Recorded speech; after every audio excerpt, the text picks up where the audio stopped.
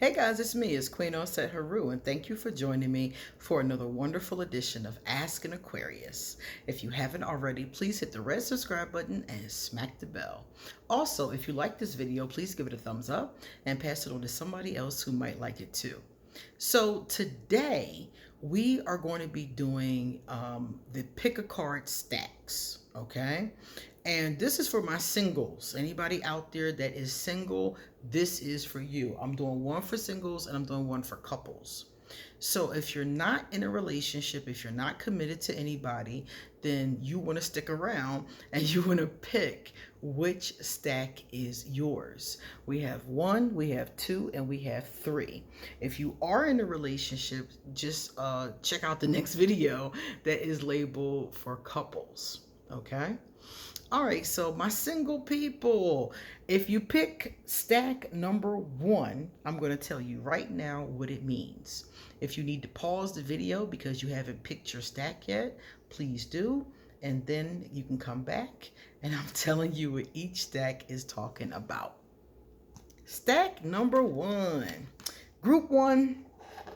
This card is the old-fashioned card.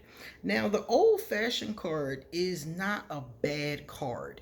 Old-fashioned is about your values when it comes to love and relationships. So this is telling us that either you or the person you're going to meet is old-fashioned.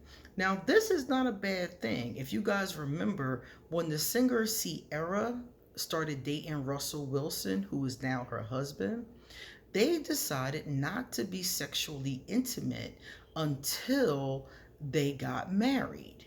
So a lot of people was like, "Oh, this is a old-fashioned idea. They're both clearly not virgins. Why would you do this?" Well, some of these old-fashioned ideas really do serve a very practical purpose. When you're not being intimate with somebody like that, it definitely does give you the opportunity to see them from a different perspective. I always say that sex clouds the mind, it clouds the judgment. So in this particular case, you might find yourself and this person that you're eventually going to meet. You may find that the two of you have old-fashioned values, or one of you has old-fashioned values, and it's not a bad thing. It's only bad when old-fashioned values are shrouded in prejudice, such as sexist ideas and sexist views. That can be a problem. But if they want to do things slowly, for example, or if they want to, if they have values that are similar to older people, those kind of things are not bad at all, as long as you both agree on those values. Okay? And I keep saying the person you're going to meet because your second card says new love is coming. So eventually you're going to meet a new person. You've probably met them already, or you're going to meet them very soon. The question is, are you ready for this new love? Because if new love comes to you and you're not ready for it, you're going to destroy it. So my thing to you is get ready. Get yourself mentally, emotionally, spiritually prepared to be with another person. And this means taking inventory of where you are. Are you over your exes? Are you in a healthy mind state? Those kind of things, so that you can receive another person and not ruin another person. So new love is coming forward. So just make sure you're ready to receive it. Congratulations. That's a beautiful thing. Now, this is a message from your new love. This is very interesting. They said, if you let me, I'll take care of you. And when I first saw this, when you think about being taken care of, some people think financially. Some people think somebody comes into their life and either, helps them or takes care of them financially. And sometimes it is that. But a lot of times it's more than that. And because this person and you have a love vibration and an old-fashioned vibration, I feel like it's more than that. I feel like when they say they're going to take care of you, they're going to take care of you mind, body, spirit. They're going to be a nurturing and supportive partner. Not a perfect partner, but a nurturing and supportive one. And of course, you should reciprocate the same thing. And also it says, if you let me, you have to let this person in. You have to allow this person to come in, and you know something, it isn't always easy to be able to do that. You have to get vulnerable to love somebody, and some people are so unwilling to get vulnerable. But this person is a new love and they're riding up, and I suggest that you get to know them and see if they're worthy, and it looks like they are, of getting to know and of being vulnerable. Once you're certain that this is the right person for you, you have to let them in. You have to.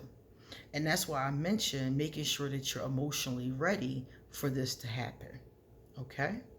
So this is good news.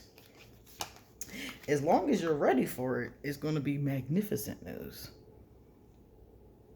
All right, let's try to get this in here. Come on. All right. There we go.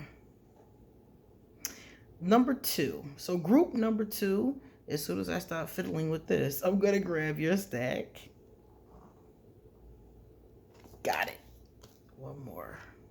Give me this one. Okay. So let's see the red. Uh-oh. Uh-oh. Number 2, group number 2. I don't know what's going on with your ex, but you need to know what's going on with your ex. Are you over your ex? Is your ex over you? Those are the questions that come up with this, because sometimes you can reconcile with an ex, and that could be the case. Your ex-love and you might not be done with this relationship. Well, it's not done, period. Put it like that. So one of you or both of you is not done. So the question becomes, is this a situation where you can have a reconciliation? Have you both grown or changed enough that you can come back together? It's possible.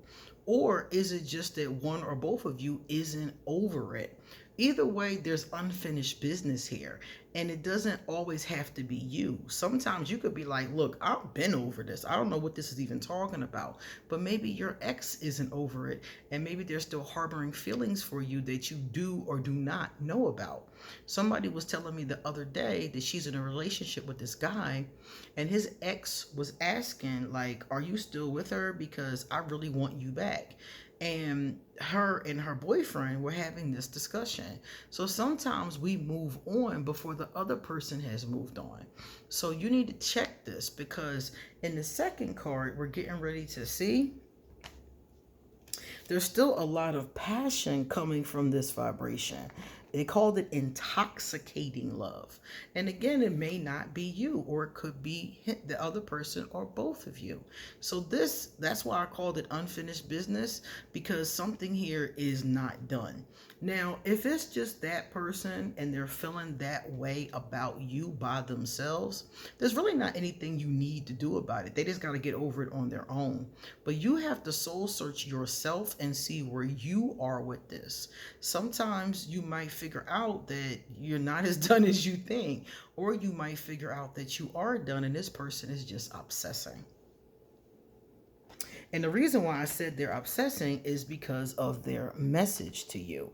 Their message to you is, I want to see you so bad. So this person, if they're contacting you or not, really wants to see you. They're harboring this energy inside of them.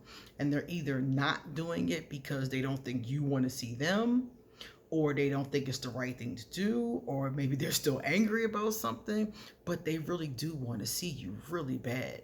So if you have an ex, right now we're in Mercury retrograde, and during Mercury retrograde, exes have a tendency to come back.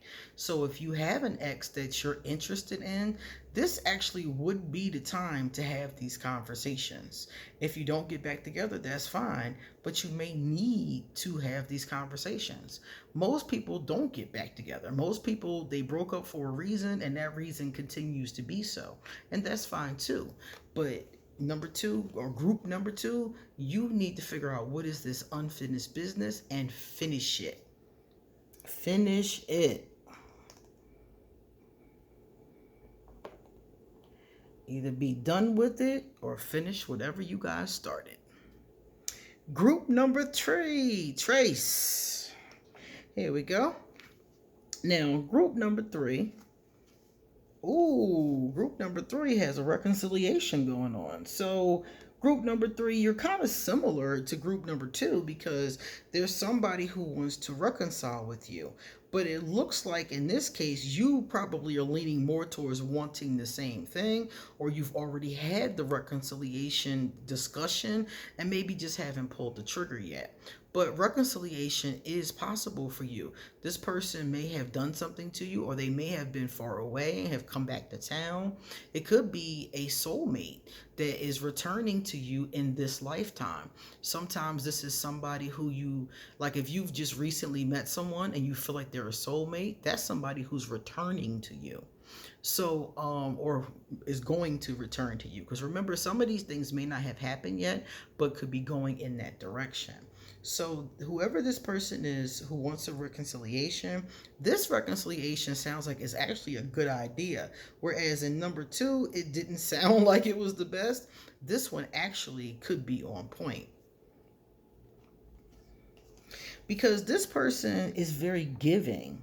The giving tree, this card is all about this person being a giving person and you guys giving each other love, giving each other energy, giving each other support, encouragement. I like this vibration. This is somebody I could see you getting back with because this person seems to really love you. So if this giving energy is there and you're willing to give it back, I strongly agree. This person is thinking about you.